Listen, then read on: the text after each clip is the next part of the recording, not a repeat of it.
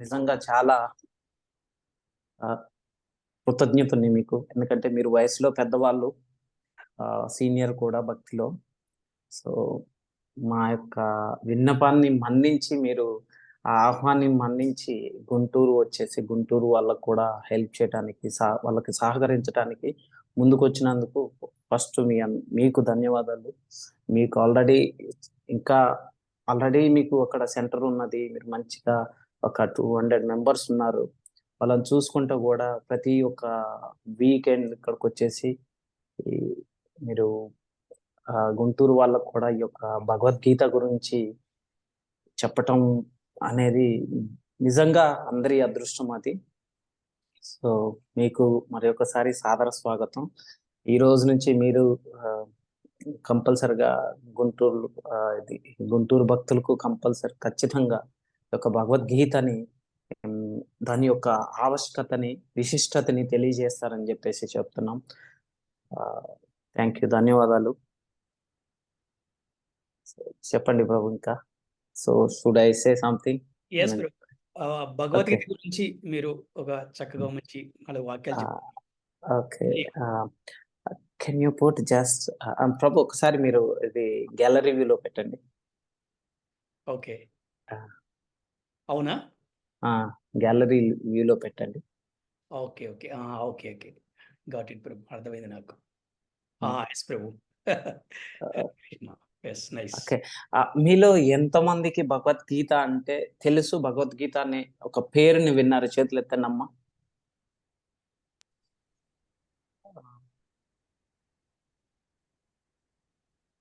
అది మన యొక్క అదృష్టము. ఆ భగవద్గీత అనే ఒక పేరును వినటం గూడా మన అదృష్టము.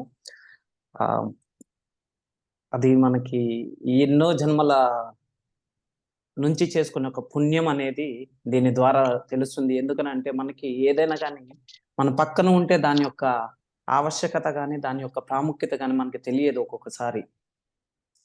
సో, అది మన ఈ భారత గడ్డ మీద పుట్టటం మన అదృష్టం. ఇది పుణ్యభూమి అంటారనమాట.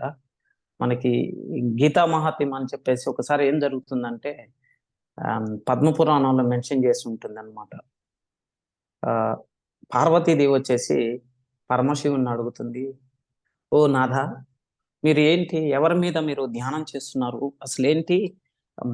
అందరికీ దేవాది దేవుడు ఎవరు అసలకి? మీరు నేననుకుంటున్నాను మీరే దేవుడని చెప్పేసి. మీరెప్పుడు చూసినా పరధ్యానంలో ఉంటారు. ఏదో జపిస్తూ ఉంటారు. ఎందుకు మీరు గూడా జపించాలనా?" అని జెప్పేసి పార్వతీదేవి అడుగుతారు. అప్పుడు పరమశివుడు చెప్తాడనమాట. మన శంకరుడు. ఆహ్, "ఓహ్! ఓహ్! నా డియర్ వైఫ్, ఓ మా భార్యామణి, నేను కాదు పరమ దేవుడిని. అందరికన్నా దేవాది దేవుడు శ్రీకృష్ణ భగవానుడు. నేను కూడా వారి యందే ధ్యానం చేస్తూ ఉన్నాను. అన్నిటికన్నా పరమ ఉత్తమమైనది ఈ యొక్క శ్రీకృష్ణ భగవానుడి నామం" అని చెప్తారనమాట. అయితే దాని గురించి ఇంకా కూడా పార్వతీదేవి ఇంకా చాలా ప్రశ్నలు వేస్తూ ఉంటుంది. వేస్తున్నప్పుడు ఓకే. మనకి ఇంకా మరి భక్తులకి అసలకి తెలియాలి. కృష్ణుడి గురించి తెలియాలంటే ఎట్లా? అసలు కృష్ణుడు ఎవరు? ఏమిటి? అని జెప్పేసి. అప్పుడు అసలు వాళ్ళెవరు తెలియాలి. మనం ఎవరు? మనం ఎవరు? మనకి భగవంతుడికున్న సంబంధం ఏంటిది? అని జెప్పేసి తెలుసుకోవాలనంటే భగవద్గీత చదవాలని జెప్పేసి హ్మ్. అది చదివితే అందులో అన్నీ ఉంటాయి. అర్థమవుతుంది. ఆవశ్యకత అనేది ఒక మానవ జీవితం యొక్క ఆవశ్యకత అనేది తెలుస్తుంటుంది అని చెప్పేసి పార్వతీదేవికి పరమశివుడు చెప్తాడనమాట. అయితే మనకి ఎట్లా మరి? ఎవరి గురించి తెలుస్తుందని అప్పుడు మనకి గీతా మహాత్మ్యం అని చెప్పేసి ఒక చిన్న పుస్తకం ఉంటుందనమాట. అది పద్మపురాణంలో నుంచి తీసుకొని ఓన్లీ పర్టిక్యులర్‌గా దీనికోసమనే అని చెప్పేసి రచించటం జరిగింది. అందులో ఒక శ్లోకం ఏం చెప్తుందంటే, "ఏకం శాస్త్రం దేవకీ పుత్ర గీతం, ఏకో దేవో దేవకీ పుత్ర ఏవో, ఏకో మంత్రస్తస్య నామ్ని యాని కర్మాప్య ఏకం తస్య దేవస్య సేవ." దీని అర్థం ఏంటి?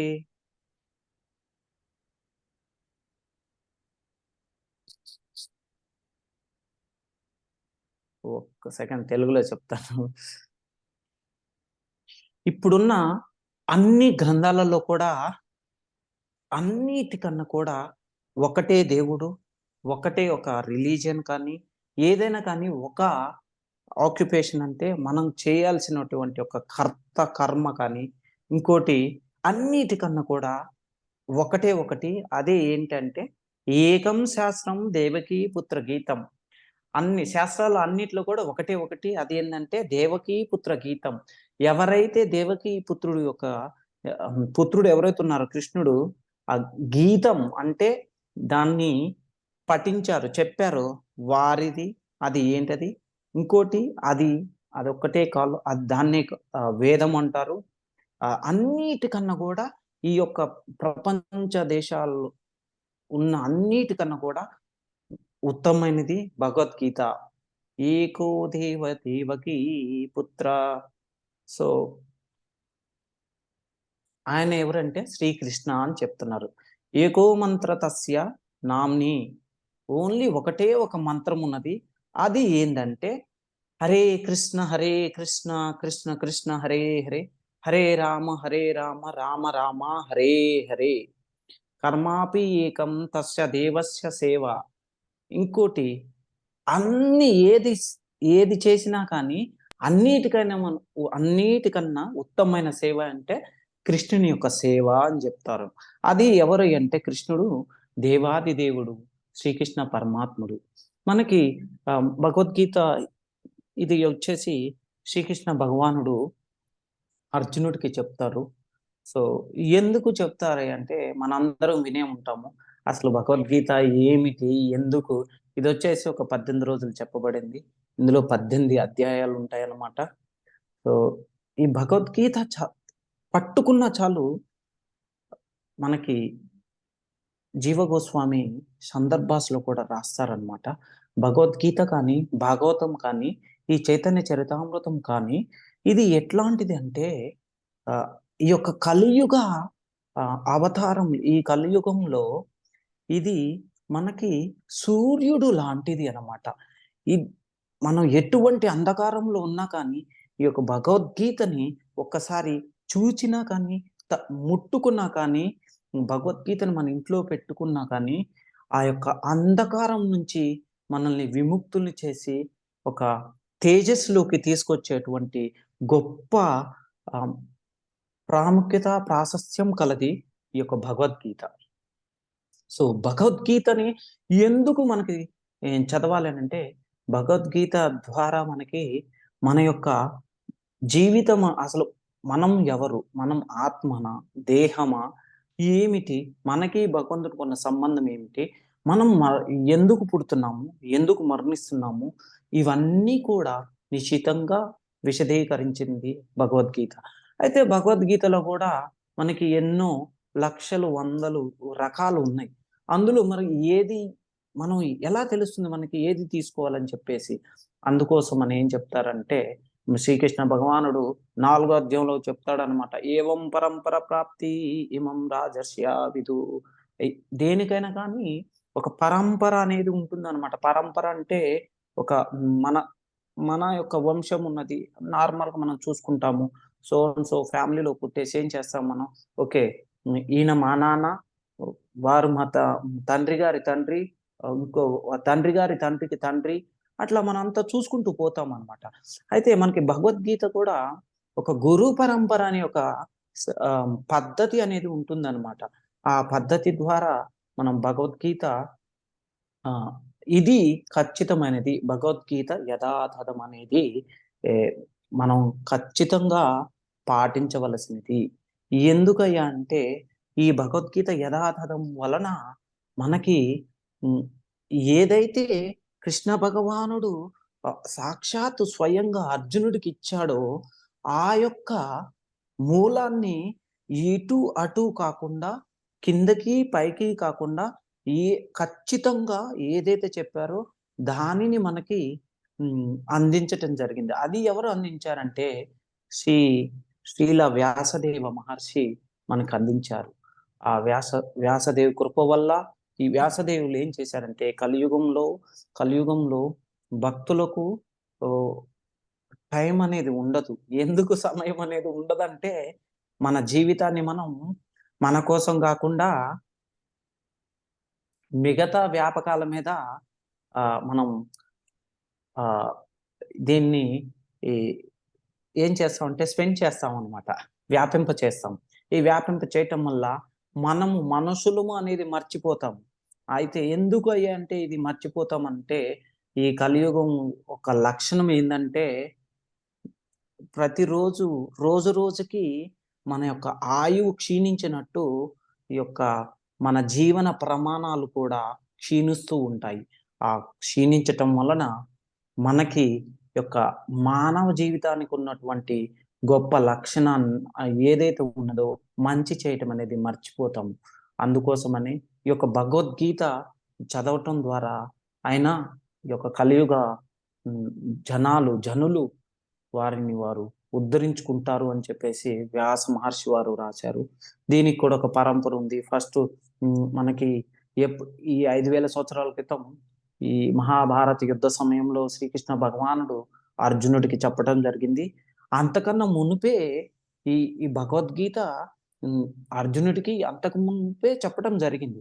కానీ ఈ ఎందుకంటే ఈ అర్జునుడు మర్చిపోవటం వలన మళ్ళీ కృష్ణ భగవానుడు అర్జునుల వారికి చెప్పటం జరిగింది. సో మనం అందరం కూడా ఈ భగవద్గీతలో ఇంకా మనకి మన శ్రీ దయానిధి ప్రభు వారు మనకి ప్రతిరోజు కూడా వీక్లీ వన్స్ కానీ లేదంటే వారి వీలుని బట్టి వీక్లీ వన్స్ ఉంటుంది కదా ప్రభు? వీక్లీ వన్స్ ఒక ప్రతి శుక్రవారం కూడా ఉంటుంది. మనం ఎక్కువ సమయం కూడా అవసరం లేదు.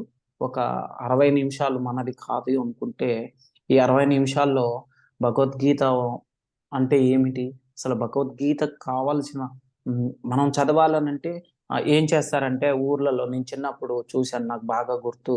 వాళ్ళందరూ మనకి అన్ని కృష్ణ కథలు ఇవన్నీ కథలు చెప్తారు కానీ భగవద్గీత అంటే, ఓ నీకెందుకురా ఈ భగవద్గీత ఇప్పుడు, ఇంకా అప్పుడే ఏం వయసిపోయింది నీకు అని చెప్తారనమాట. కొంతమంది ఏం చెప్తారు, ఓ భగవద్గీత మనం ఓన్లీ ఎప్పుడైతే జనులు ఏదన్నా వారు మరణం చెందినప్పుడు యొక్క పార్థివ దేహాన్ని తీసుకెళ్లేటప్పుడు ఆ పార్థివ దేహాన్ని అక్కడ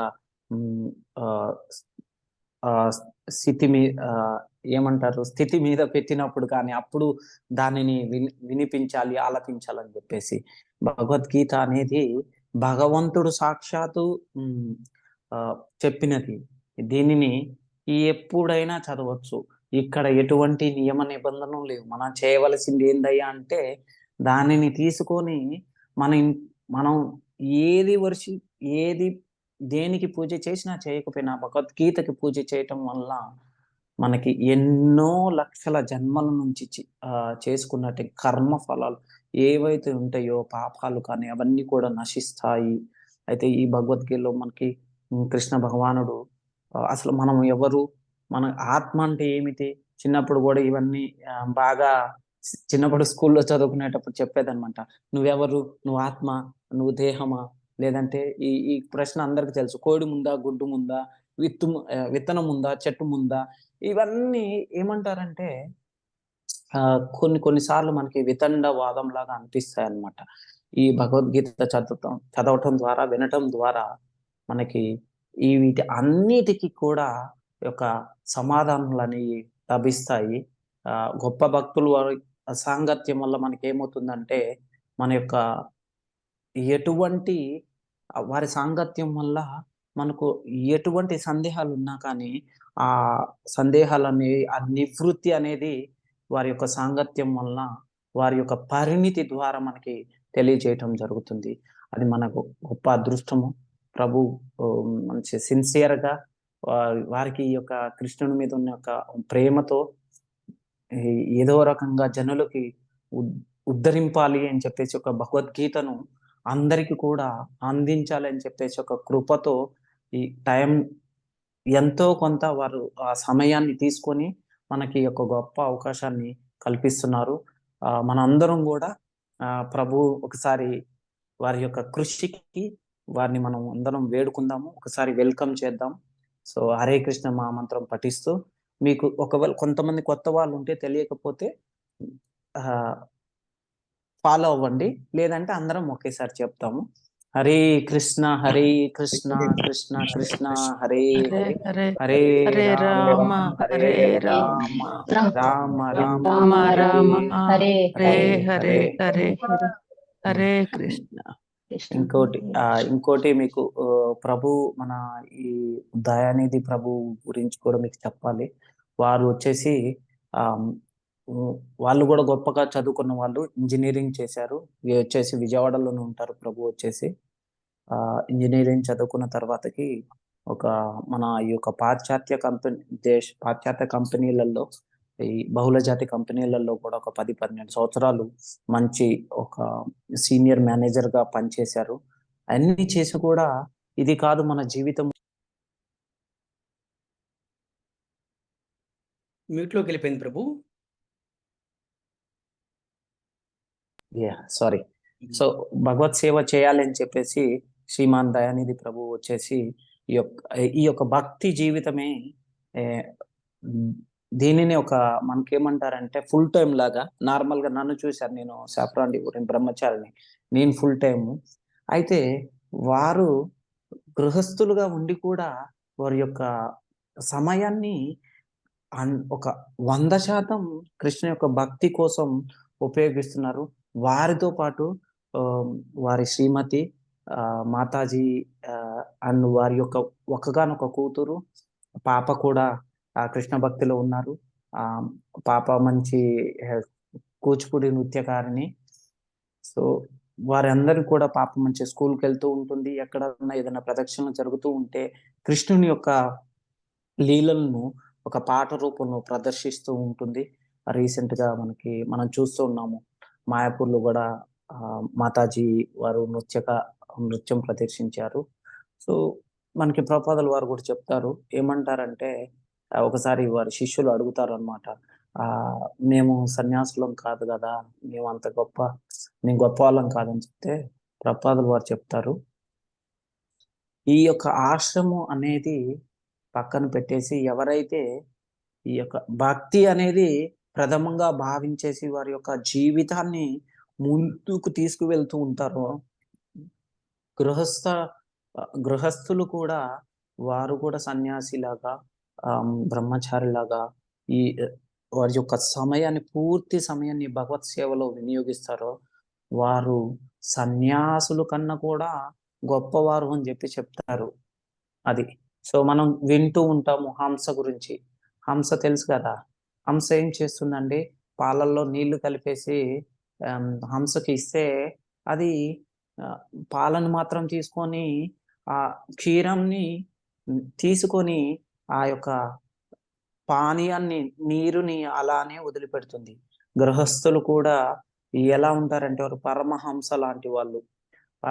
పరమహంసులు ప్రభుపాదుల వారు కూడా చెప్తారు, నా యొక్క ఫాలోవర్స్ అందరూ కూడా, గృహస్థ భక్తులందరూ కూడా పరమహంసలు అవ్వాలి అని చెప్తారు. పరమహంసలు అవ్వటం అంటే మనకి భక్తికి సంబంధించినది మాత్రము తీసుకొని భక్తి కానిది మనం పక్కమడి పెట్టేసి మనల్ని మనం ఉద్ధరించుకోవాలి.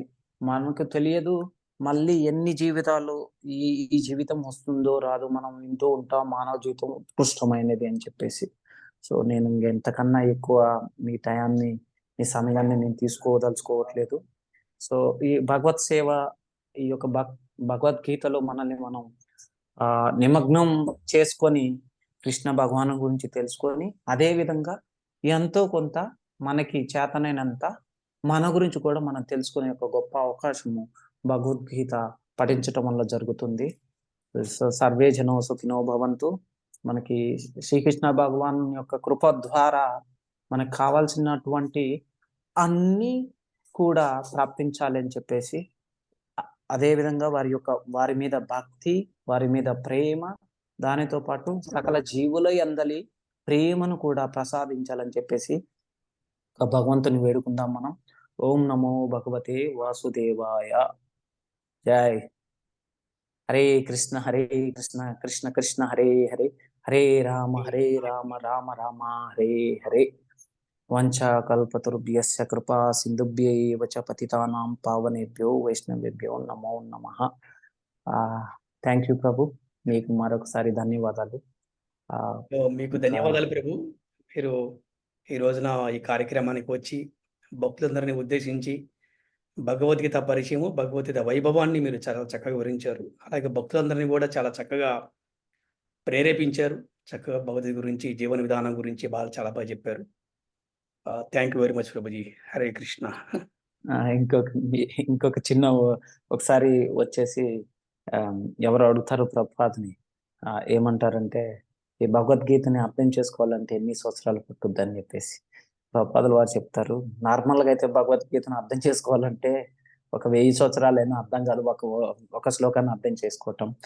కానీ అదే ఒక ఉన్నతమైన భక్తులు కానీ ఎవరైతే ఈ యొక్క భక్తి అని ఒక పరంపరని సాగిస్తూ ఈ పరంపరలో ఒక కనెక్ట్ అయినటువంటి ఒక గొప్ప భక్తుడు ద్వారా మన భక్తిని మనం ఎప్పుడైతే ప్రారంభిస్తామో, ఆ విధంగా మన భక్తి చేస్తామో మనకి అన్ని సంవత్సరాలు అవసరం లేదు. సో మన యొక్క గొప్ప అవకాశాన్ని మనం వినియోగించుకుందాము. మనకి ఎందుకంటే ఇప్పుడు ఈ యొక్క భగవద్గీత ద్వారా మన సద్గురువులను కూడా చూడవచ్చు. సద్గురు అంటే ఎవరో బయట తిరుగుతున్న రాయన కాదండి. సద్గురు అంటే ఎవరైతే మనకి కృష్ణుని కనిపిస్తారో డైరెక్ట్ గా, వారికి కూడా పరంపర అనేది ఉంది. కృష్ణుని కల్పిస్తారో. సద్గురు అంటే ఎవరంటే అండి, కృష్ణుడి గురించి, బ్రహ్మాన్ గురించి, పరమాత్మాన్ గురించి, భగవాన్ గురించి ఒక 3 నిజాల గురించి తెలిసినటువంటి ఒక గొప్ప గురువు ఎవరుంటారో. ఎందుకంటే ఈ ఆత్మతత్వ జ్ఞానాన్ని తెలిసినటువంటి వ్యక్తిని గురువు అంటాము. మనకి అది శిక్షా గురువు కానీ, దీక్షా గురువు కానీ. సో ఈ రోజు నుంచి మీరు అది ఆ యొక్క పాత్రని పోషించేసి అందరిని కూడా ఉద్ధరింపాలి. సో ఈ యొక్క పరంపరకి కనెక్ట్ చేయాలని చెప్పేసి మరొకసారి మీకు ప్రణామాలు అన్న విన్నపం. So thank you. మీరు ఈ యొక్క తెలుసో తెలియకో చిన్నవాడిని, నేను ఏ రోజన్నా ఇబ్బంది పెట్టుంటే క్షమించండి. మీ మీద ఉన్న నమ్మకంతో మిమ్మల్ని ఆశ్రయించడం జరిగింది. ఎందుకంటే భక్తి అనేది కావాలి మనకి. ఒకసారి జయపతాక మహారాజ్ చెప్తారనమాట, కొంతమంది డివోటీస్ వచ్చారనమాట హైదరాబాద్ నుంచి. అడుగుతారు, ఎక్కడి నుంచి వచ్చారు అని అంటే, మేము హైదరాబాద్ నుంచి వచ్చామని చెప్తారు. హైదరాబాదా? ఓ, ఆంధ్ర తెలంగాణ అంటేనే వారు యాక్చువల్గా దక్షిణ భారతం అంటేనే వారు సాక్షాత్ వైకుంఠం నుంచి వచ్చారు అని చెప్తారు. ఇంకొకసారి మళ్ళీ ఈ హైదరాబాద్ డివోటీస్ వచ్చినప్పుడు చెప్తారు, ఆంధ్ర అంటేనే, ఆంధ్ర తెలంగాణ అంటేనే వారు ఖచ్చితంగా వైకుంఠం నుంచి వచ్చారు. ఎందుకు అంటే మనం ఈరోజు ఈ కులము, ఈ మతం కాకుండా ఆంధ్రాలో కానీ, ఆంధ్ర అంటేనే ఆంధ్రప్రదేశ్లో తెలంగాణ కలుపుకోనండి. సరే రాజకీయ కారణాల వరకు తెలంగాణ సపరేట్ అయినా ఆంధ్రప్రదేశ్, నేను తెలంగాణ నుంచి వచ్చాను, నాకు ఎప్పుడు కూడా తారతమ్యం లేదు. ఆ ఆంధ్రప్రదేశ్ అంటేనే వారందరూ కూడా వైష్ణవులు జన్మత. వారికి ఈ రోజు మనకు చూడొచ్చు కృష్ణ భక్తిలో లేరు అని చెప్పేసి. కాకపోతే ఒకసారి వారికి కృష్ణ భక్తి ఇస్తే మళ్ళీ మనం వెనుతిరిగి చూసుకోవాల్సిన అవసరం లేదు. వారిలో కృష్ణ భక్తి అనేది ఉన్నది అని చెప్పేసి జయపతాక్ మహారాజ్ చెప్పారు. సో థ్యాంక్స్ అండి. మీ అందరికీ మరొకసారి ధన్యవాదాలు. కొద్దిగా ఎక్కువ టైం తీసుకున్నాను, క్షమించండి. థ్యాంక్ యూ ప్రభు, చాలా విలువైన విషయాలు చెప్పారు. Thank you very much. Hare Krishna. Jai Prabhu. Continue Prabhu. I can hear, right? Yes Prabhu, you can. My video will be switched off. Okay. Yeah, no problem. Thank you Prabhu. Hare Krishna Prabhu. Yeah. Hare Krishna.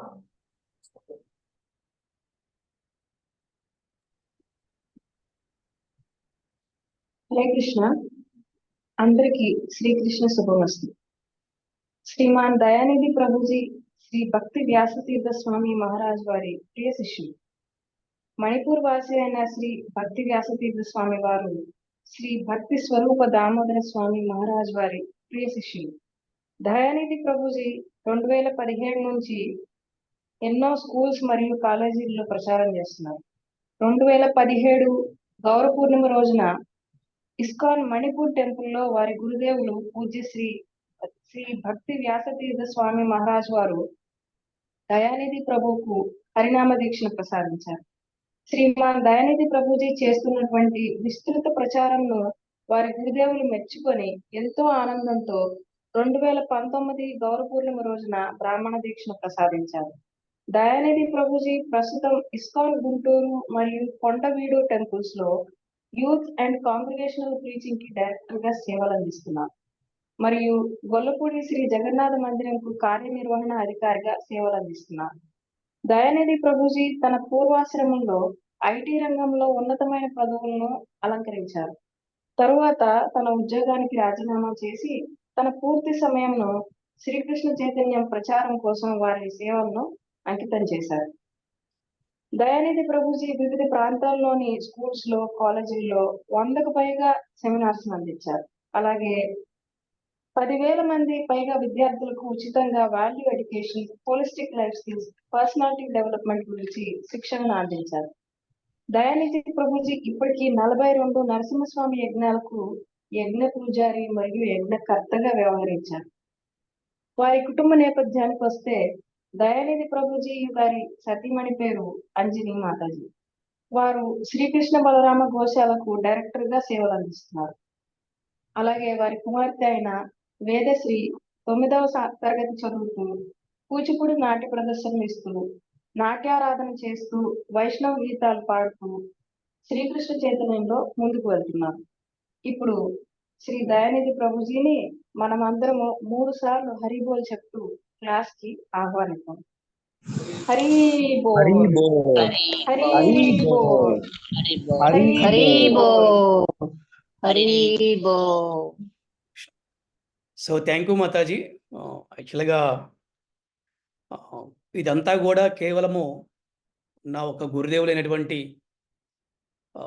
మా శిక్షా గురువు గారు శ్రీమాన్ ముకుంద ప్రభు, అలాగే మా దీక్షా గురువు అయినటువంటి పూజ్యశ్రీ భక్తి వ్యాస స్వామి మహారాజు వారి దివ్య ఆశీస్సులతోనే ఇంత బాగా ప్రచారం చేయగలుగుతున్నాము. గురుదేవులు కృపలేందే మనం ఏమి కూడా చేయలేము. నిజంగా ఈ యొక్క కీర్తి, ఈ విశిష్టంతా కూడా వారికి చెందుతుంది. అలాగే ఈ రోజున మనము క్లాస్లో భగవద్గీత పరిచయం గురించి మనకి శ్యామ్ సుందర్ ప్రభు చాలా చక్కగా వివరించారు. అలాగే ఈరోజు క్లాసులో మనము భగవద్గీత 1వ అధ్యాయము 1వ శ్లోకము తోటి మనకి ఈ భగవద్గీత ప్రారంభమవుతుంది. మరి ఈ భగవద్గీతలో 1వ అధ్యాయము 1వ శ్లోకంలో ఏముంటుందో మనం చూస్తాం.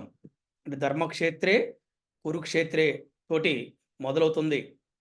మరి ఈ శ్లోకంలో సంజయుణ్ణి ధృతరాష్ట్రుడు అడుగుతూ ఉంటాడు, ఓ సంజయ, నా తనయులు మరియు పాండవ తనయులు సమకూడిన బెమ్మట అక్కడ ఏమి చేస్తున్నారని చెప్పి అడుగుతాడు అనమాట. అంటే ఇక్కడ ధృతరాష్ట్రుడికి ఒక రకమైన భయము, ఆందోళన ఉంది. ఎవరికి? ధృతరాష్ట్రుడికి.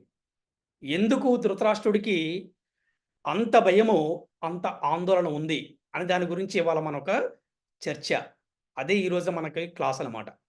ఏంటి ఈ చర్చ అంటే, స్వార్థము అంత ప్రమాదమా? స్వార్థము అంత ప్రమాదమా?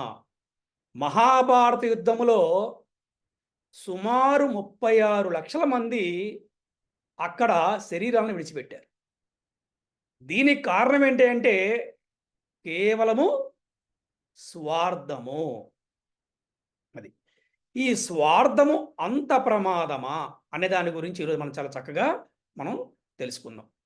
తెలుసుకునే ముందు భగవద్గీత వైభవము ఏంటి, భగవద్గీత చదవటం వల్ల మనకి ఎంత ఉపయోగం ఉంది అనే దాని గురించి ఒక్క 3 నిమిషాలు చెప్పుకొని మళ్ళీ మనము ఈ భగవద్గీత 1వ అధ్యాయము 1వ శ్లోకం నుంచి మళ్ళీ మనము ముందుకు వెళ్దాము.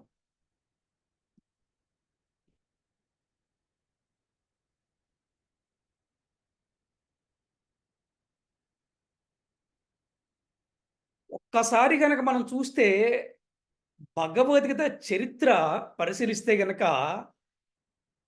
మానవ సంఘములో 20 లక్షల సంవత్సరాలుగా వ్యాప్తి చెంది ఉందని చెప్తుంది మన శాస్త్రం. అంటే ఎప్పుడండి? 20 లక్షల సంవత్సరాలు. అదేంటండి, ద్వాపర యుగంలోనే శ్రీకృష్ణ భగవానుడు మరి అర్జునుడికి బోధించాడు కదా. ద్వాపర యుగం అంటే కేవలం 5000 సంవత్సరాల క్రితమే కదా అని అనుకోవచ్చు. కానీ దీనికి సమాధానంగా మనకి 4వ అధ్యాయము 1వ శ్లోకంలో చెప్తున్నారు. ఇమం వివస్వతే యోగం ప్రోక్తవానహమవ్యయం వివస్మాననవే ప్రాహ మనురిక్షాకవే బ్రవీత్. ఈ అవ్యయమైన యోగ శాస్త్రమును మొదట నేను వివస్వానుడికి అనగా సూర్యదేవునికి ఉపదేశించితిని. సూర్యదేవుడు మానవులకి పతి అయిన మనువుకు ఉపదేశించగా మనువు ఇక్ష్వాకుకు ఉపదేశించెను. అంటే ఎవరన్నా కూడా భగవద్గీత మొట్టమొదటికి ఎవరు ఉపదేశించారు, ఎవరికి ఉపదేశించారంటే అందరికీ తెలిసినటువంటిది అంటే కృష్ణుడు అర్జునుడికి అని. అది కూడా ఇప్పుడు మహాభారత సమయంలోని. కానీ ఈ శ్లోకం ద్వారా మనకి తెలుస్తుందంటే శ్రీకృష్ణ భగవానుడు మొట్టమొదట ఈ ఒక గీతా జ్ఞానాన్ని సూర్యదేవుడికి ఉపదేశించాడు. అందుకని సుమారు 20 లక్షల సంవత్సరాలుగా వ్యాప్తి చెందింది ఈ యొక్క గీతా జ్ఞానం.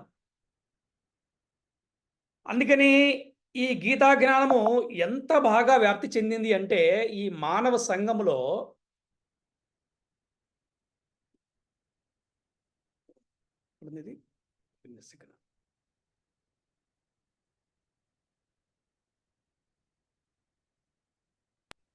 హరే కృష్ణ ప్రభుజీ, సరిగ్గా వినిపించడం లేదు ప్రభుజీ. వాయిస్ సరిగ్గా లేదా మాతాజీ? వాయిస్ అంత క్లియర్ గా? అవును ప్రభుజీ. ఓకే అవును ప్రభుజీ, అంత క్లియర్ గా లేదు ప్రభుజీ. ఓకే కట్ కట్ గా ఉంది. అట్లా మళ్ళీ ట్రై చేస్తాను.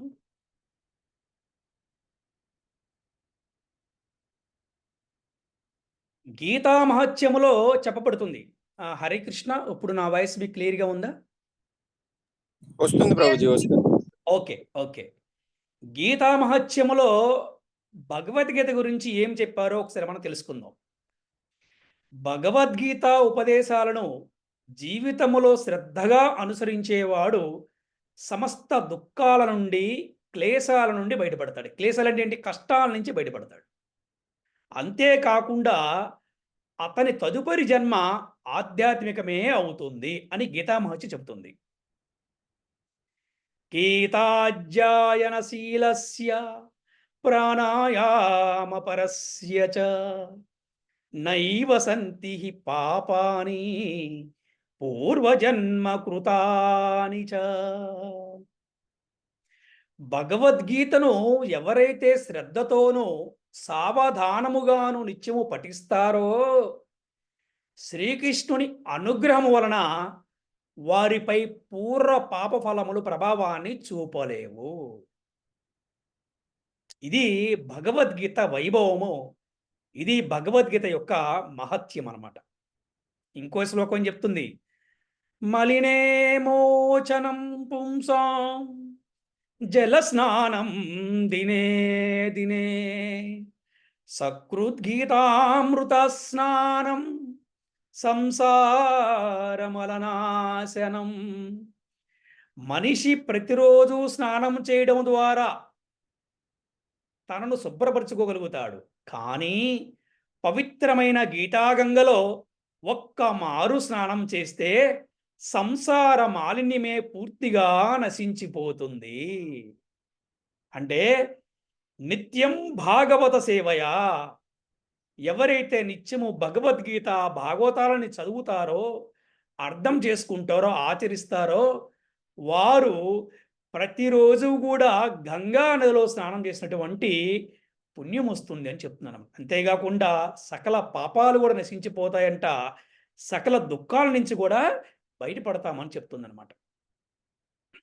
మరి ఇంకో శ్లోకం చెప్తుంది, భారతామృత సర్వస్వం విష్ణువక్త్రాద్వినిసృతం గీతా గంగోదకం పీత్వా పునర్జన్మన విద్యతే. గంగాజలము పానము చేసిన వాడు ముక్తిని పొందుతాడు. అయితే గీతా గంగామృతాన్ని పానము చేసేవాడిని గురించి వేరుగా చెప్పేదేముంది? భగవద్గీత అనేది మహాభారతములోని దివ్య అమృతము. ఆది విష్ణువైన శ్రీకృష్ణ భగవానునిచే స్వయముగా ఉపదేశితమై ఉన్నది. అంటే గంగాజలం చల్లుకుంటేనే ముక్తిని పొందుతాడు.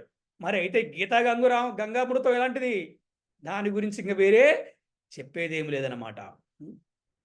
ఈ విధంగా మనకి ఈ గీతా జ్ఞానం అందించడం కోసం మన పూర్వ ఆచారులు వారి జీవితాల్ని త్యాగం చేశారు.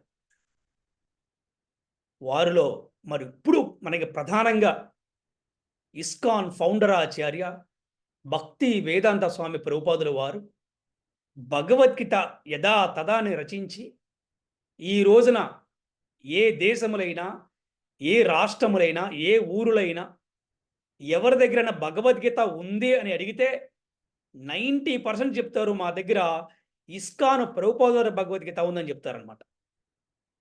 ఈజ్ డివైన్ గ్రేస్ భక్తి వేదాంత స్వామి ప్రభుపాదకి జై.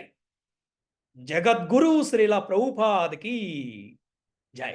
ఇది ఈ భగవద్గీత యొక్క వైభవం. అందుకని భగవద్గీత సామాన్యమైన శాస్త్రం కాదు.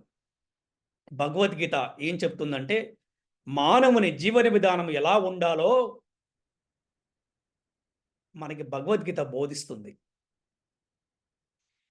ఏమి చెయ్యాలి, ఏమి చేయకూడదో భగవద్గీత బోధిస్తుంది. ఏమి మాట్లాడాలి, ఏమి మాట్లాడకూడదో భగవద్గీత బోధిస్తుంది. కాదు శ్రీకృష్ణ భగవానుడు బోధిస్తున్నాడు. అర్జునుని కేంద్రంగా పెట్టుకొని సమస్త మానవాళికి కూడా శ్రీకృష్ణ భగవానుడు బోధిస్తున్నాడు అనమాట. అందుకని చెప్తారు clarity of thought, clarity of speaking and clarity of decision.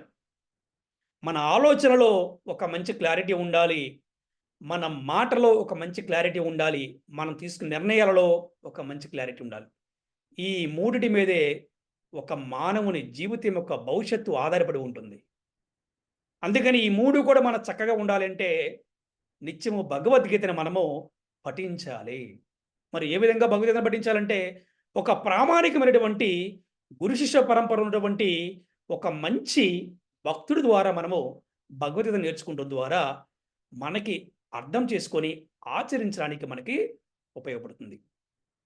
ఇకపోతే మనము ఈ రోజున ఈ క్లాస్కి పేరేం పెట్టామని మనం స్వార్థము అంత ప్రమాదమా. ఎస్, మనం చూసాము. ఎవరైనా సరే మన క్లాసులో భగవద్గీతలోని 1వ అధ్యాయము 1వ శ్లోకం చదువుతారు ఎవరైనా?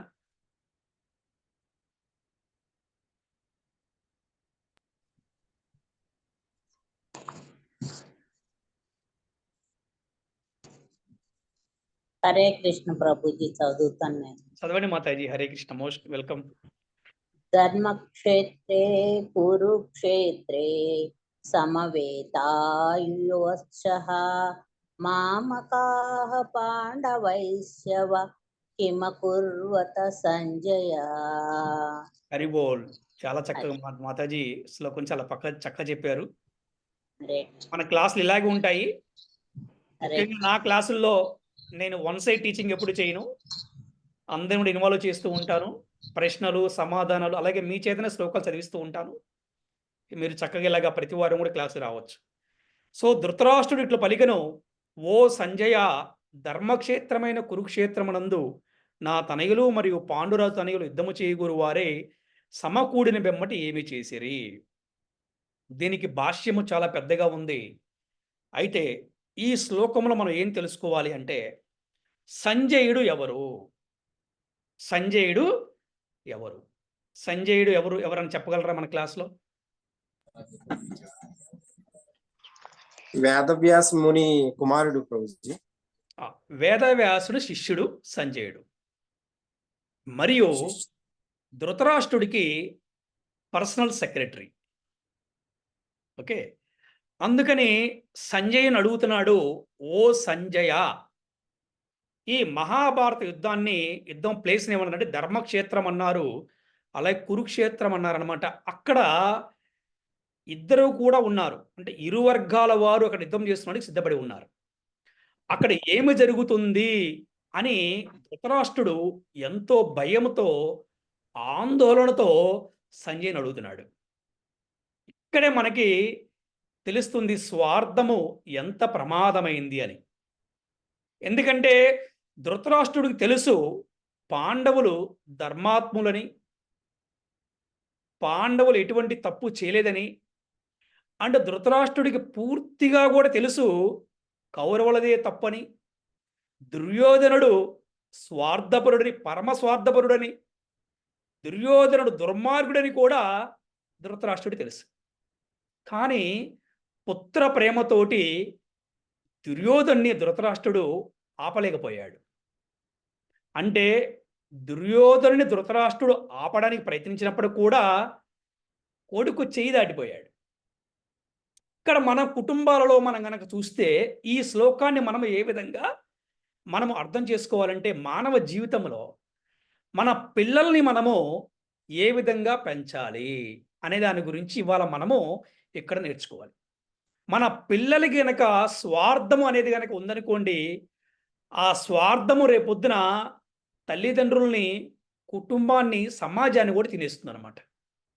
దానికి గొప్ప ఉదాహరణే ఈ మహాభారత యుద్ధం.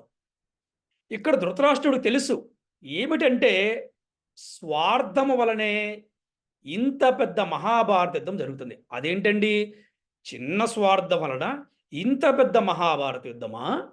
అంటే చిన్న స్వార్థం వల్ల 36 లక్షల మంది మరణమా అంటే కరెక్టే. అదే చెప్తాం కదా, క్లారిటీ ఆఫ్ థాట్ చెప్పుకున్నాం కదా మనం. ఒక చిన్న ఆలోచన చాలు 36 లక్షల మందిని కూడా రక్షించగలదు. అదే ఒక చిన్న ఆలోచన చాలు 36 లక్షల మందిని కూడా మరణించేలా చేస్తుంది. మనకి ఆచార్యులు చెప్తుంటారు, కృష్ణుడే గనక మనం రక్షించాలనుకుంటే మనల్ని ఎవరు కూడా శిక్షించలేరంట. కృష్ణుడే గనక మనం శిక్షించాలనుకుంటే మనల్ని ఎవరు కూడా రక్షించలేరంట.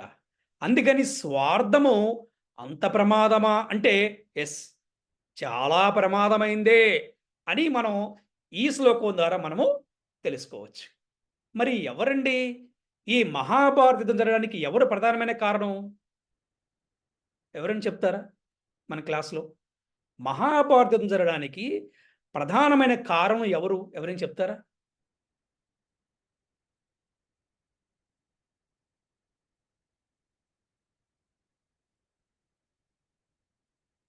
మొట్టమొదటిగా ధృతరాష్ట్రుడు స్వార్థము, తండ్రి నుంచి కొడుకు కూడా అదే స్వార్థం వచ్చింది, ఎవరు? దుర్యోధనుడికి.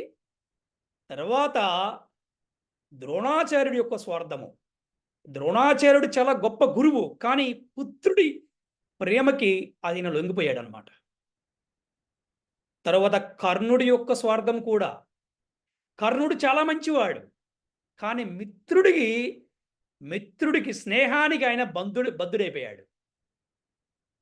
ఈ విధంగా భీష్ముడు మాట ఇచ్చాడు కాబట్టి ఆ జన్మాంత బ్రహ్మచారిగా ఉండి ఈ హస్తినాపుర సింహాసాన్ని కాపాడతానని, ఈ కురువంశాన్ని కాపాడతానని ఆయన వాగ్దానం చేశాడు. కాబట్టి ఆయన కూడా కౌరవులని ఆపలేక అధర్మపరులైనటువంటి కౌరవుల పక్కనే యుద్ధం చేయాల్సి వచ్చింది. ఇదే విషయాన్ని శ్రీకృష్ణ భగవానుడు చివరిలో చెప్తాడు. ఈ మహాభారత యుద్ధానికి ప్రధానంగా 3 కారకులని చెప్తారు. ఒకరు భీష్మదేవుడు, ఇంకొకరు ద్రోణాచార్యుడు, ఇంకొకరు కర్ణుడని. కానీ దీని బీజం పడింది మాత్రం ఎక్కడ? ధృతరాష్ట్రుడి దగ్గరే. అది ఎక్కడ పెరిగింది? దుర్యోధనుడి దగ్గర. అందుకే చూడండి, మనం కూడా మానవ జీవితంలో ఎప్పుడైనా ఒక తప్పు చేసినప్పుడు ప్రశాంతంగా నిద్రపోలేము. చెక్ చేసుకోండి. ఎప్పుడైనా ఒక తప్పు చేసినప్పుడు మనసు ఎప్పుడు కూడా ఆందోళనగా, గందరగోళంగా ఉంటుందన్నమాట.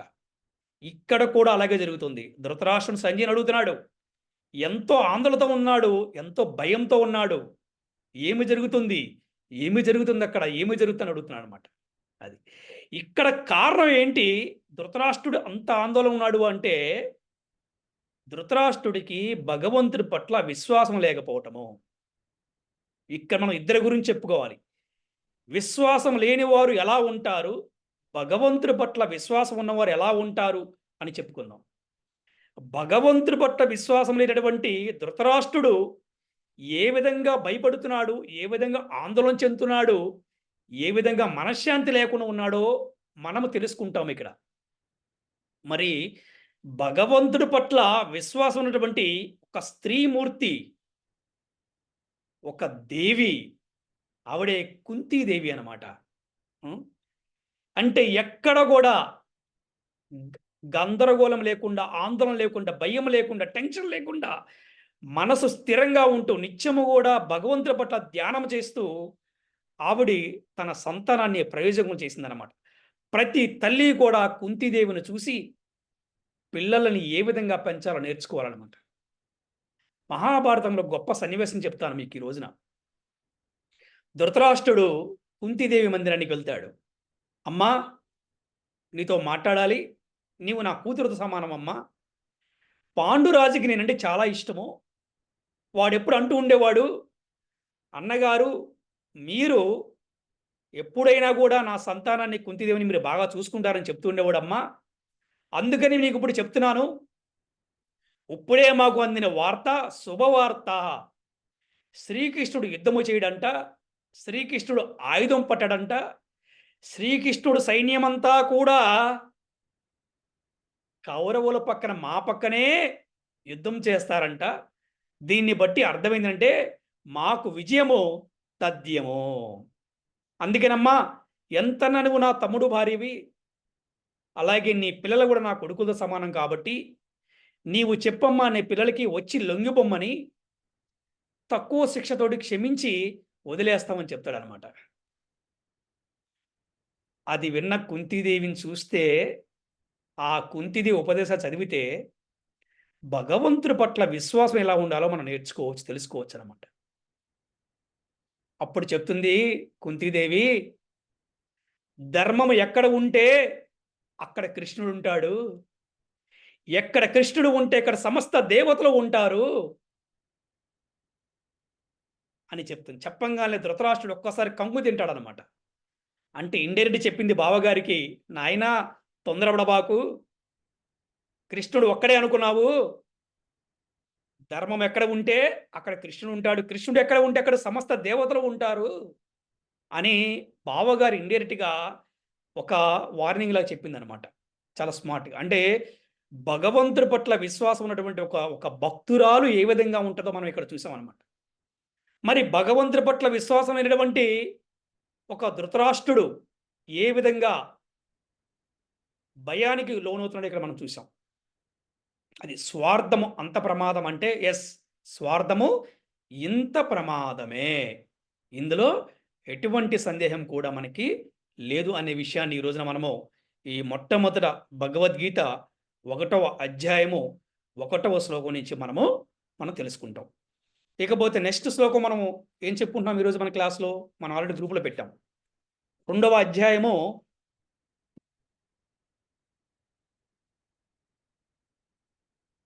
7వ శ్లోకం.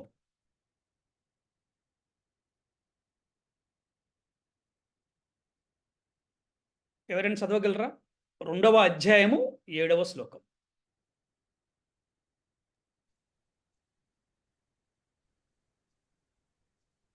హరే కృష్ణ ప్రభు, చదవమంటారా? చదవండి. నేను చదువుతాను ప్రభు. ఎవరు ఎవరు చదువుతారంట? చదవండి. ఎవరు చదవండి మాతాజీ. నెక్స్ట్ ఇప్పుడు ఎవరు అడిగారు వాళ్ళు చదవండి. చదవండి మాతాజీ.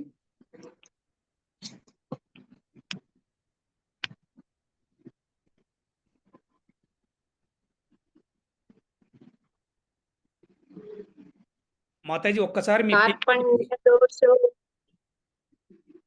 మీ పేరు చెప్పి చదవండి, మాకు కూడా తెలుస్తుంది మీరు ఎవరు చదువుతున్నారు ఏంటి అనేది. రూపశ్రీ ప్రభు. ఓకే మాతాజీ, చదవండి. కార్పణ్యదోషోపహత స్వభావః పృచ్ఛామి త్వాం ధర్మ సమ్మూఢచేతాః యచ్రేయస్యాన్నిశ్చితం బ్రూహి తన్మే శిష్యస్తేహాం శాధిమాం త్వాం ప్రపన్నం. హరి బోల్ మాతాజీ, ఏంటో మందిరంలో సుప్రభాతం లాగా చెప్పారే. చాలా బాగా చెప్పారు. కార్పణ్య దోష కారణమున నేను ఇప్పుడు నా స్వధర్మ విషయమున మోహము చెంది శాంతిని కోల్పోయేదిని. ఏది నాకు ఉత్తమమో నిశ్చయముగా తెలుపమని నేను నిన్ను అడుగుచున్నాను. నేను ఇప్పుడు నీకు శిష్యుడును మరియు శరణాగతిను, దయచేసి నాకు ఉపదేశము కావింపము అని అర్జునుడు శ్రీకృష్ణ భగవాన్ని వేడుకుంటున్నాడు. ఇక్కడ చూస్తే గనక ఈ 2వ అధ్యాయం అంతా కూడా మనకి ఎన్నెన్నో విషయాలు తెలుస్తాయి జీవితానికి సంబంధించి. ముఖ్యంగా చూస్తే అర్జునుడు శ్రీకృష్ణుడికి ఇక్కడ శిష్యుడిగా శరణాగతి పొందుతున్నాడు. అర్జునుడు ఒక సామాన్యమైన వ్యక్తి కాదు. అర్జునుడు గొప్ప శక్తి, ఒక దివ్యమైన శక్తి అర్జునుడు. ఎటువంటి వాడంటే ద్రోణాచార్యుడి దగ్గర శిక్షణ పొంది అందరిలో కల్లా ఉత్తమ ధనుర్ధారిగా ఆయన విజయం సాధించినటువంటి అర్జునుడు. అటువంటి అర్జునుడు కూడా నేను నా స్వధర్మ విషయమున మోహం చెంది శాంతిని కోల్పోయాను. ఇప్పుడు నేను ఏం చేయాలో నాకు అర్థం కావట్లేదు. ఇక్కడే మనం ముందు చెప్పుకున్నాం, clarity of thought, clarity of speaking and clarity of decision. అంటే అర్జునుడు లాంటి వాడికే అర్థం కాలేదు ఏం చేయాలో. ఇక మనం ఎంత బలం చెప్పండి. ఇక్కడ మనం ఏం తెలుసుకోవాలంటే గురువుని ఎందుకు స్వీకరించాలి అనే దానికి ఇక్కడ మనం తెలుసుకోవాలి. గురువుని స్వీకరించిందే మనకి సంపూర్ణమైన జ్ఞానం రాదు అని మనకి శాస్త్రం చెప్తుంది, ఆచార్యులు చెప్తున్నారన్నమాట. అర్జున్ లాంటి వాడి కూడా శ్రీకృష్ణ భగవానుడు గురువు యొక్క పాత్రను పోషించాడు. ఈ శ్లోకంలో మనం తెలుసుకోవాల్సింది ఏంటంటే నేను ఏమి చెయ్యాలో నాకు అర్థం కావట్లేదు. ఎందుకంటే నన్ను యుద్ధం చేయమంటున్నావు నువ్వు, కానీ నేను యుద్ధం ఎవరి మీద చెయ్యాలి? నా బంధువుల మీద, మిత్రుల మీద, కుటుంబ సభ్యులతోటి, అంటే వీళ్ళతోటి నేను యుద్ధం చేయాలా అని ఆయన ఒక సందేహంలో ఉన్నాడనమాట. ఇది మరి ఎప్పుడు సంపూర్ణమైన జ్ఞానం వస్తుందంటే గురువుకి సంపూర్ణమైన శరణాగతి పొందిన శిష్యుడికి మాత్రమే సంపూర్ణమైన జ్ఞానం వస్తుంది. ఆ విషయాన్ని మనం ఇక్కడ చాలా చక్కగా ఈ ఒక్క శ్లోకంలో మనం తెలుసుకున్నాం. నెక్స్ట్ శ్లోకం,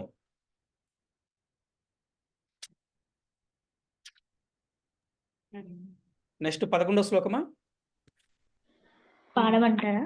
అవును ప్రభుజీ. చదవండి మాతాజీ.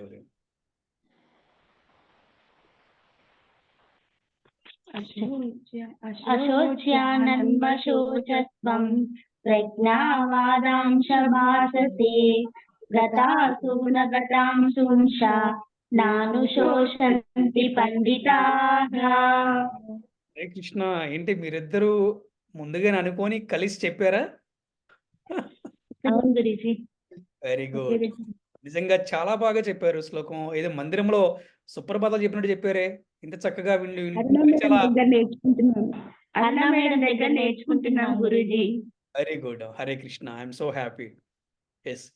పూర్ణ పురుషోత్తముడగు శ్రీకృష్ణ భగవానుడు పలికను ప్రజ్ఞను గూడిన పలుకును పలుకుచూనే నీవు దుఃఖింపదగిన విషయమును గూర్చి దుఃఖించున్నావు. పండితులైన వారు జీవించిన వారి గురించి కానీ మరణించిన వారి గురిని కానీ దుఃఖింపరు.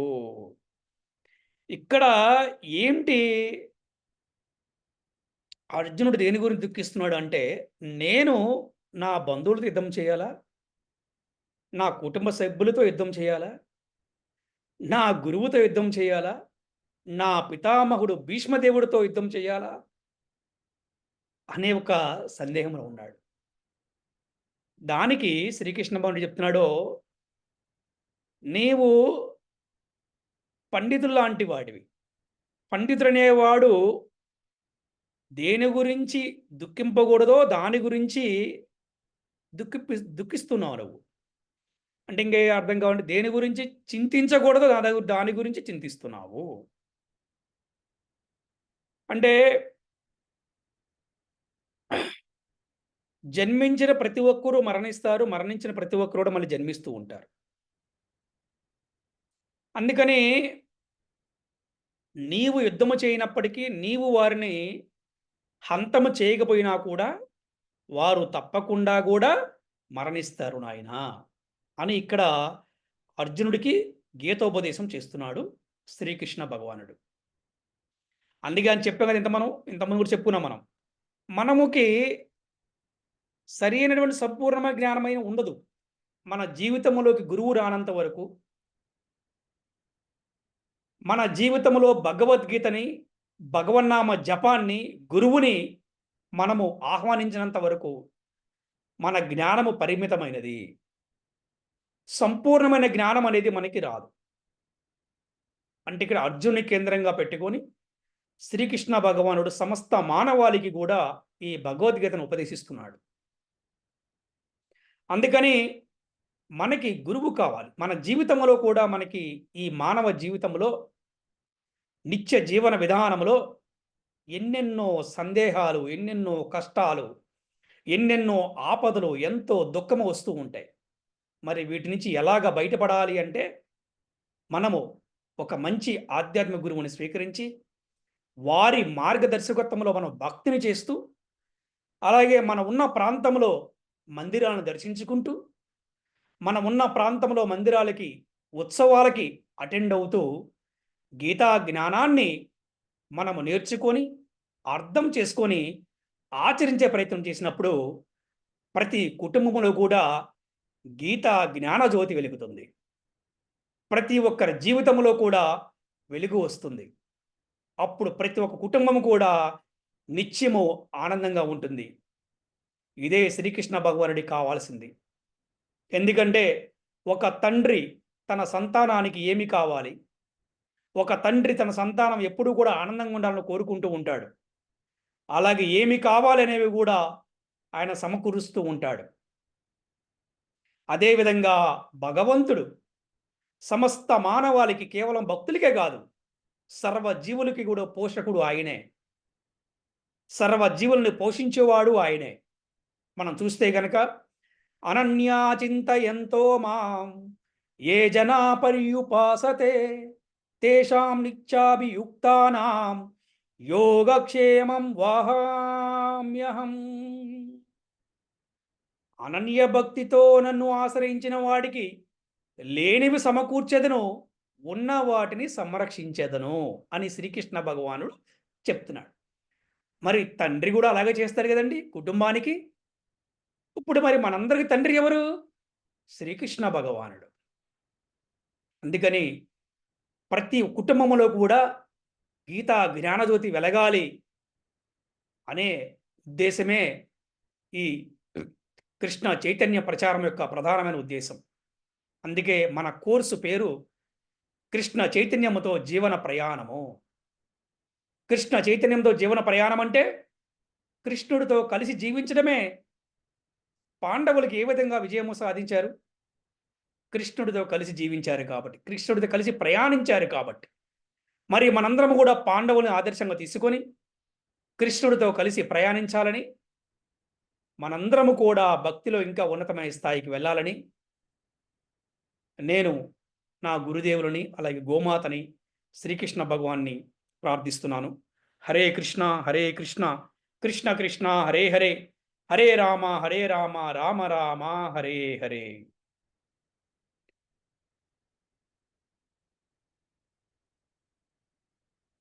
హరే కృష్ణ.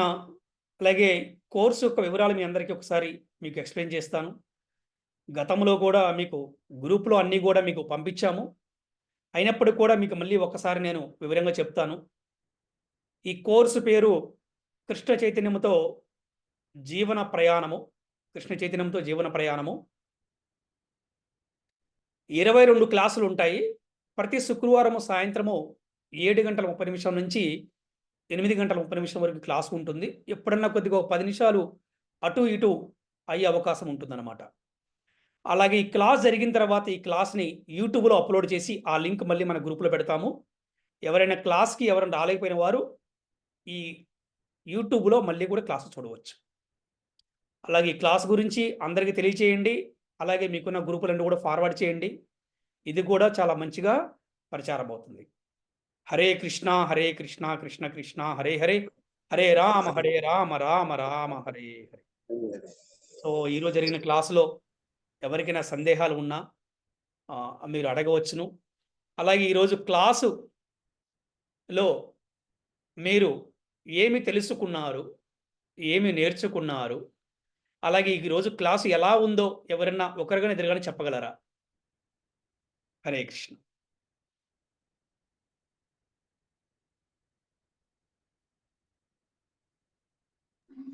స్వార్థం వలన కలిగే నష్టం. Okay, very good. ఇంకా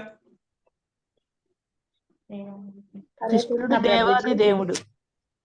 కృష్ణుడు దేవాదేవుడు, వెరీ గుడ్. ఇంకా కుంతీదేవి పిల్లల్ని ఎలా పెంచాలో అనే దాని గురించి ప్రభుజీ. మరి మనకి అనిపిస్తుంది? మనం కూడా స్వార్థం లేకుండా కుంతీదేవిని ఫాలో అవ్వాలని అనిపిస్తుంది ప్రభు. Very good, Hare Krishna. ఇప్పుడు నేను ఎలాగైతే క్లాస్ చెప్పానో అలాగే ఎవరన్నా ఒక 2 నిమిషాలు కంటిన్యూస్ చెప్పగలరా? ఈరోజు క్లాస్ గురించి ఎవరైనా చక్కగా ప్రజెంటేషన్ ఇవ్వగలరా? ప్రజెంటేషన్ ఈ రోజు నీవి తెలుసుకున్నాము, ఈ రోజు నీవి తెలుసుకున్నాము, ఎవరైనా చెప్పగలరా? ఒక 2 నిమిషాలు. మీలాగా ఫాస్ట్ గా చెప్పలేం ప్రభుజీ. అలాగా ఫాస్ట్ గా వద్దు మాతాజీ, కనీసం మీలాగా మీకు తెలిసిన విధంగా ఎవరైనా 2 నిమిషాలు చెప్పండి, పర్వాలేదు. అంటే ప్రభుజీ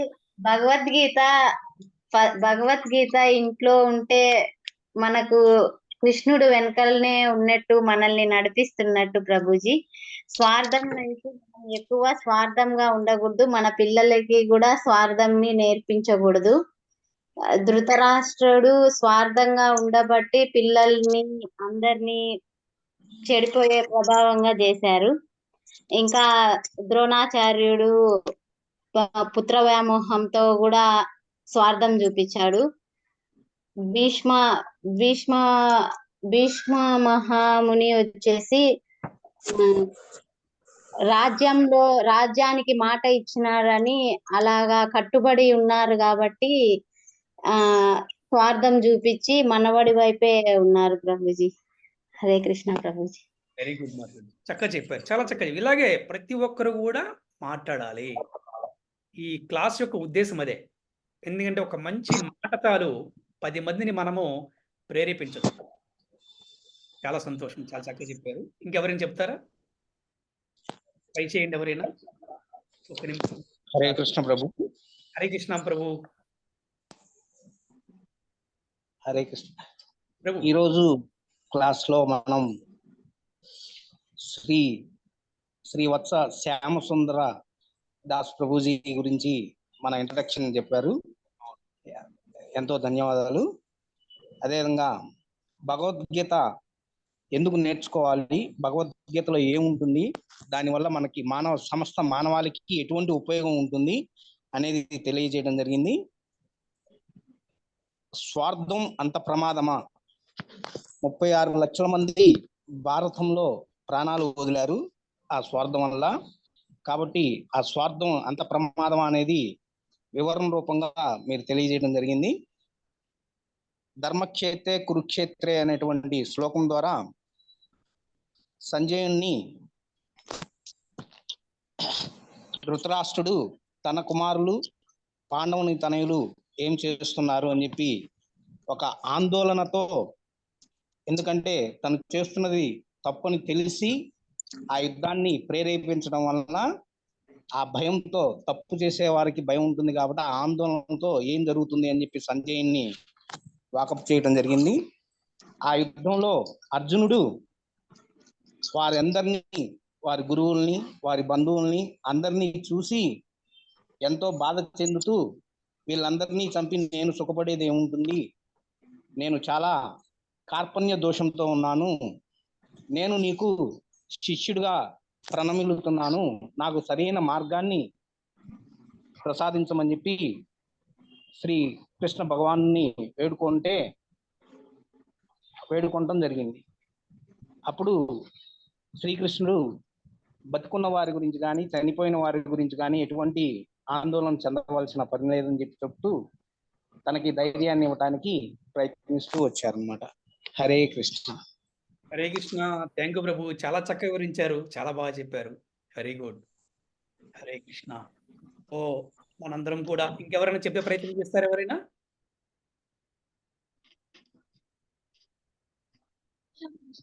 హరే కృష్ణ ప్రభుజీ. హరే కృష్ణ మాతాజీ. ఒకసారి మీ పేరు చెప్పి స్టార్ట్ చేయండి మాతాజీ. హరే కృష్ణ ప్రభుజీ, నా పేరు అంజని. ఓకే.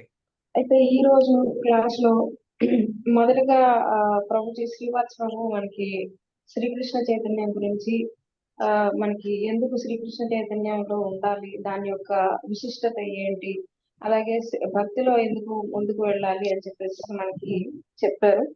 భగవద్గీత యొక్క విశిష్టత, ప్రాముఖ్యత, అది మన జీవితాల్లో ఎందుకు ఉండాలి, మనం దాన్ని ఎందుకు ఆశ్రయించాలి, శ్రీకృష్ణ భగవాను ఎందుకు ఆశ్రయించాలి, కృష్ణ చైతన్యంలో ముందుకు వెళ్తే ఎంత ప్రయోజనం ఉంటుందని చెప్పేసి మనకి శ్రీవాత్స ప్రభు చెప్పడం జరిగింది. అలా మన క్లాస్ ని మొదలు పెట్టడం జరిగింది. తర్వాత మీరు దయానిధి ప్రభు మీరు కూడా భగవద్గీత గురించి ఇంట్రడక్షన్ ఇచ్చారు. భగవద్గీత యొక్క విశిష్టత ఏమిటి, అలాగే ప్రభుపాదుల వారు భగవద్గీత ఎందుకు అన్ని భగవద్గీతలో ఒక ఎత్తు, ప్రభుపాద వారి భగవద్గీత ఒక ఎత్తు, ఎందుకు ఆ భేదం ఉంది, యథాతథంగా ఎలాగ ప్రభుపాదుల వారు భగవద్గీతను శ్రీకృష్ణ భగవానుడు అర్జునుడికి ఎలా అయితే భగవద్గీతను అందించాడో సేమ్ అలానే యాజ్ ఇట్ ఈస్ మనకి ఎలాంటి సొంత వ్యాఖ్యానాలు లేకుండా ప్రభుపాదుల వారు మనకి భగవద్గీతను అందించారు. అందుకనే ప్రభుపాదుల వారి భగవద్గీత ప్రపంచమంతా ఇంత ప్రాచుర్యం లభించింది అని చెప్పేసి మనకి భగవద్గీత ప్రభుపాదుల వారు రచించిన భగవద్గీత గురించి చెప్పారు. అండ్ భగవద్గీత ఎందుకు మన జీవితంలో భగవద్గీత ఉంచుకోవాలి, భగవద్గీత వల్ల మన జీవన ప్రయాణం చేస్తే ఎలా ఉంటుంది అని చెప్పేసి మనకి విశిష్టత చెప్తూ మీరు భగవద్గీత ఈ రోజు క్లాస్ ని ఆరంభించారు. అయితే ఈ రోజు క్లాస్ లో నేర్చుకున్న 3 శ్లోకాల్లో ఏంటంటే స్వార్థం గురించి. అంటే స్వార్థం ఉంటే ఎలా ఉంటుంది, స్వార్థం లేకపోతే ఎలా ఉంటుంది అని చెప్పేసి మనకి క్లాస్ లో చక్కగా వివరించడం జరిగింది. అంటే ధృతరాష్ట్రుడి యొక్క స్వార్థం వల్ల ధృతరాష్ట్రుడికి ఎంత నష్టం జరిగింది, అది ధృతరాష్ట్రుడికి మాత్రమే నష్టం కలిగించలేదు. అంటే ఒక రాజు సరిగ్గా లేకపోతే తనకి స్వార్థం ఉంటే కనుక తన యొక్క స్వార్థం వల్ల ఎంతమంది బలి అవుతారు. ఒక రాజు స్వార్థం చూపిస్తే కనుక ఆ స్వార్థానికి ఎంతమంది ఇన్నోసెంట్ సిటిజన్స్, దాంతో సంబంధం లేని వాళ్ళు, ఎలాంటి దోషం లేని వాళ్ళు ఎంతమంది బలైపోతారు అని చెప్పేసి మనకి తెలుసుకున్నాం ఈ రోజు. అంటే 36 లక్షల మంది ఆ డెసిజన్ వల్ల, ఆ స్వార్థం వల్ల 36 లక్షల మంది తన ప్రాణాలు కోల్పోయారు ఆ ఒక్క స్వార్థం వల్ల. అంటే రాజు ఎంత కరెక్ట్ గా ఉండాలి, ఎలాంటి దిశలో నడవాలి అని చెప్పేసి మనకి ఈ శ్లోకం వల్ల, అంటే ఈ శ్లోకాల వల్ల మనకి అర్థమవుతుంది అనమాట. అదే మనకి రెండో వైపు చూసుకున్నాం అనుకోండి, కుంతి మహారాణి ఎలాంటి స్వార్థం లేకుండా నిస్వార్థంగా భగవంతుణ్ణి ఆశ్రయించి సరైన మార్గంలో నడుస్తూ ముందుకు వెళ్తే ఎన్ని కష్ట నష్టాలు ఎదురైనా ఆవిడ ఎన్నో కష్ట నష్టాలు ఎదుర్కొంది. చిన్నతనంలోనే భర్తను పోగొట్టుకుంది, ఒంటరిగా పిల్లల్ని పెంచుకునే సమయంలో ఎన్నో కష్ట నష్టాలను, ఒడిదుడుకులను, పిల్లల ప్రాణాలు పోయే స్థితికి, అలాగే పిల్లలకి దూరంగా ఉండే స్థితి, ఎన్నో కష్ట నష్టాలకు ఓర్చుకొని అయినా కూడా భగవంతుడి పట్ల అచంచలమైన విశ్వాసాన్ని కలిగి ఉండి ఆశ్రయిస్తే గనక, స్వార్థం లేకుండా నిస్వార్థంగా భగవంతుడిని ఆశ్రయిస్తే కుంతీదేవి ఆఖరికి కుంతీదేవి ఎలా ఉంది, స్వార్థంతో భగవంతుణ్ణి విస్మరించిన ధృతరాష్ట్రుడు ఎలా ఉన్నాడు, ఇది మనకి ఈ రోజు క్లాస్ లో మనకి కరెక్ట్ గాను మనకి విశదీకరించారనమాట. అంటే ఎలాగా ధృతరాష్ట్రుడు ముందు చాలా వైభవంగా ఉన్నాడు, 100 మంది పుత్రులను కలిగాడు. ఆ పుత్రులు రాజ్యాధికారాన్ని చేకొన్నారు. రాజ్యాధికారంతోనూ అసలు స్వార్థంతో అసలు కన్ను మిన్ను తెలియకుండా వాడు చేసిన అన్యాయాలు, అక్రమాలు, దాని వల్ల ఎలా పతనం చెందారు, వాళ్ళని ఆపలేక పుత్ర వ్యామోహంతో, స్వార్థంతో ధృతరాష్ట్రుడు చేసిన తప్పిదాల వల్ల ఎలా నాశనం అయ్యారు అని చెప్పేసి మనకి ధృతరాష్ట్రుడు వల్ల తెలిస్తే, కుంతీదేవి నిస్వార్థంగా భగవంతుడు చెప్పిన మార్గంలో నడుస్తూ భగవంతుడిని ఆశ్రయించి ఆఖరికి ఆవిడ ఎన్ని కష్ట నష్టాలు ఎదుర్కొన్నా ఆఖరికి ఆవిడ ఎంత సుఖపడింది, వాళ్ళ పుత్రులు ఎలా సుఖపడ్డారు, వాళ్ళు ఎంత వైభవంగా ఆఖరికి తమ వైభవాన్ని చాటుకున్నారు అని చెప్పేసి మనకి కుంతీదేవి ద్వారా తెలుస్తుంది అనమాట. అలాగే గురువు యొక్క విశిష్టత, ఎందుకు మన జీవితంలో గురువు కావాలి, అర్జునుడంత వాడు అన్ని శాస్త్రాలు తెలుసుకొని ధనుర్విద్యలో అపారమైన పాండిత్యాన్ని కలిగిన వాడు, అపారమైన విద్యను గడించిన వాడు ఆయన అర్జునుడికి కూడా ఒక్కొక్కసారి అంటే ఇది నిజ జీవితంలో మనం అన్వయించుకుంటే కనుక నాకు ఎంతో తెలుసు, నేను ఎంతో చదువుకున్నాను, నేను ఎంతో గొప్ప పొజిషన్ లో ఉన్నాను, నేను అన్ని చదువుకున్నాను అని చెప్పి అనుకునే వాళ్ళు కూడా ఒకానొక సందర్భంలో సరైన డెసిజన్ అనేది తీసుకోలేరు. అలాంటిదే అర్జునుడు కూడా అంత గొప్ప ధనుర్విద్య నేర్చిన వాడైనా కూడా, అన్ని శాస్త్రాలు చదివిన వాడైనా కూడా, స్వయంగా శ్రీకృష్ణుడికి స్నేహితుడు అయినా కూడా అర్జునుడికి కూడా ఒకానొకప్పుడు ఈ మహాభారత యుద్ధంలో తనకి డెసిజన్ సరిగ్గా తీసుకోలేకపోయాడు. ఒక గురువు యొక్క విశిష్టత అంటే గురువు యొక్క ఆవశ్యకత మనకి దీని ద్వారా తెలుస్తూ ఉంటుంది అనమాట. ఒక డెసిజన్ సరిగ్గా తీసుకోలేని టైంలో గురువు అనేవాడు ఎలా హెల్ప్ చేస్తాడు, తనకి డెసిజన్ తీసుకోవడానికి సరైన మార్గం చూపించడానికి గురువు ఎలా సహాయపడతాడు అని చెప్పేసి మనకి ఇంకో శ్లోకం ద్వారా తెలుస్తుంది. అండ్ శ్రీకృష్ణుడు ఆ గురువు ఏం చేస్తాడు, ఏది నువ్వు దీని మీద నువ్వు కాన్సన్ట్రేట్ చేయాలి, ఏది ముఖ్యము, ఏది అముఖ్యము, ముఖ్యమైన అంశాలు ఏంటి, అముఖ్యమైన అంశాలు ఏంటి, దేని గురించి నువ్వు పట్టించుకోవాలి, దేని గురించి నువ్వు పట్టించుకోకూడదు అని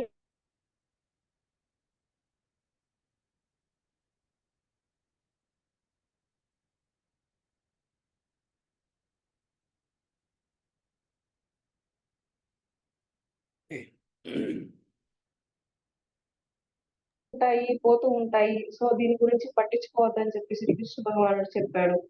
అలాగే బంధు ప్రీతి కలిగి ఉండొద్దు, నీ ధర్మాన్ని నువ్వు పాటించు.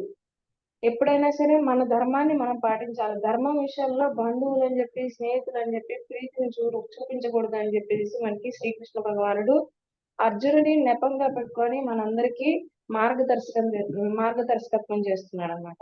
ఇది ఈ రోజు మనం భగవద్గీత క్లాస్ లో ఈ రోజు నేను తెలుసుకున్నాను. హరే కృష్ణ. Thank you Mataji.